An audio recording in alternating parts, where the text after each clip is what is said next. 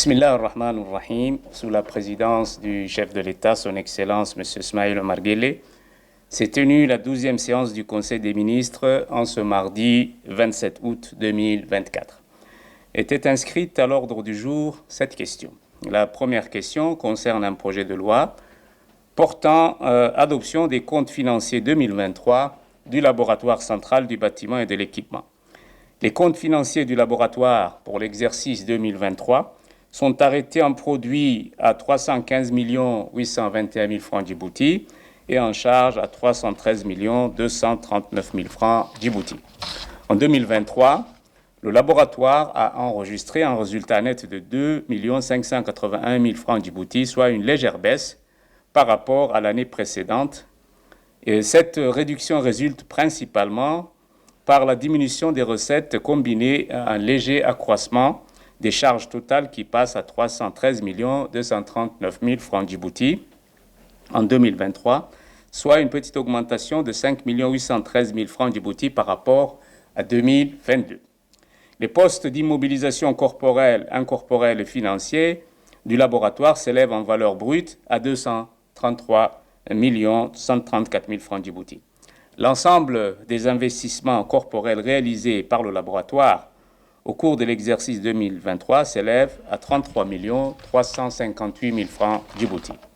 La deuxième question est relative à un projet de décret portant donc protection des travailleurs, des patients, du public et de l'environnement contre les dangers des rayonnements ionisants.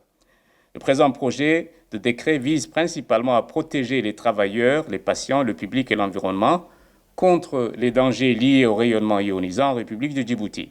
Il permet d'établir des mesures réglementaires visant à prévenir les risques associés à l'exposition au rayonnement dans le cadre d'un dispositif législatif renforcé et modernisé. Ce projet de décret établit les obligations fondamentales pour la protection contre les effets nocifs des rayonnements ionisants.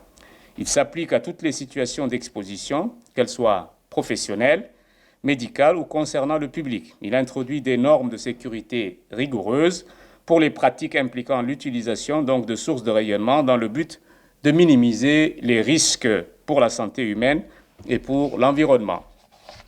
La troisième question concerne le projet de décret portant création du corps des inspecteurs de l'Autorité nationale de sécurité et de sûreté nucléaire, radiologique, chimique et biologique. La République de Djibouti renforce ses dispositifs de sécurité et de sûreté dans les domaines nucléaires, radiologiques, chimiques et biologiques, avec la création d'un nouveau corps d'inspecteurs au sein de l'Autorité nationale de sécurité et de sûreté. Ce projet de décret vise donc à renforcer les missions d'inspection et de contrôle dans ces domaines critiques. Le nouveau corps des inspecteurs de l'Autorité nationale comprend deux cadres principaux, un cadre des inspecteurs alignés sur l'échelle de rémunération et de carrière A1 et un cadre des inspecteurs adjoints également alignés sur l'échelle de rémunération de carrière A1. La création de ce corps des inspecteurs est essentielle pour garantir un niveau élevé de sécurité et de sûreté dans les domaines concernés. Elle assure que les inspections et les contrôles sont réalisés par des professionnels hautement qualifiés, respectant des normes strictes et soumis à des évaluations régulières. La quatrième question concerne un projet de décret portant sur la validation des contrats signés avec un producteur indépendant pour le projet de Grand Bara Solar. Le projet de décret donc porte validation des contrats signés dans le cadre du contrat de mise en œuvre, incluant le contrat vente-achat d'énergie à l'EDD.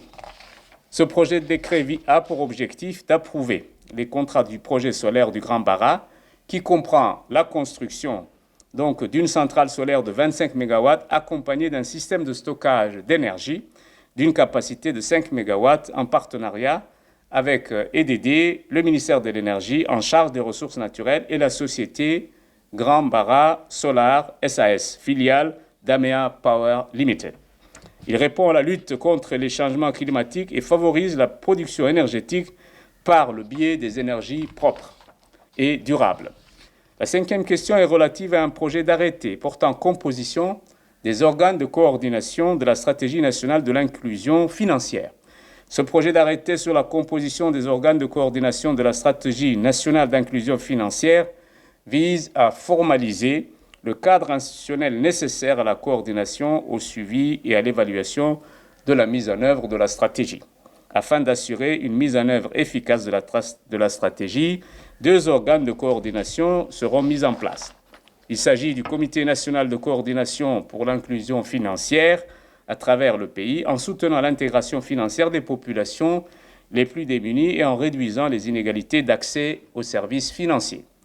Ce projet d'arrêté marque une étape supplémentaire vers la mise en œuvre effective de la stratégie nationale d'inclusion financière, qui demeure une priorité du gouvernement pour assurer un développement économique plus inclusif et soutenable. La 6e question concerne un projet d'arrêté portant attribution de 2 parcelles de terrain, 6 à la zone d'extension de Nagad, au profit de la société ERSA Real Estate SARL. Il est attribué à titre onéreux au profit de la société donc ERSA Real Estate SARL 2 parcelles de terrain situées dans la zone d'extension de Nagad et d'une superficie totale de 90 581 m². Les dites parcelles de terrain seront destinées à l'implantation d'un projet immobilier.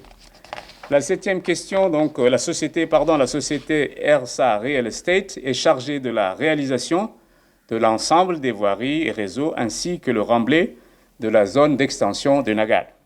La 7e question est relative à un projet de décret portant nomination. M. Mohamed Ali Kamil est nommé secrétaire exécutif de l'ONARS en remplacement numérique de M. Hussein Hassan Darar. M. Hussein Hassan Darar est nommé pour sa part conseiller technique auprès du Premier ministre. M. Suleiman Moumin Roble est nommé secrétaire général du ministère de l'Intérieur en remplacement de M. Siraj Omar Abdelkader et M. Siraj Omar Abdelkader est nommé conseiller technique du Premier ministre. M. Mustafa Mahmoud Sambriye en service au secrétariat exécutif chargé de la réforme de l'administration au ministère du Travail est nommé au poste de responsable financier ayant rang de directeur en remplacement numérique de Mme Fatouma Oudoum Johar. M. Ali Omar Shirwa est nommé directeur général des domaines auprès donc du ministère du Budget. M. Hussein Mahmoud Barre est nommé conseiller technique du ministre du Budget.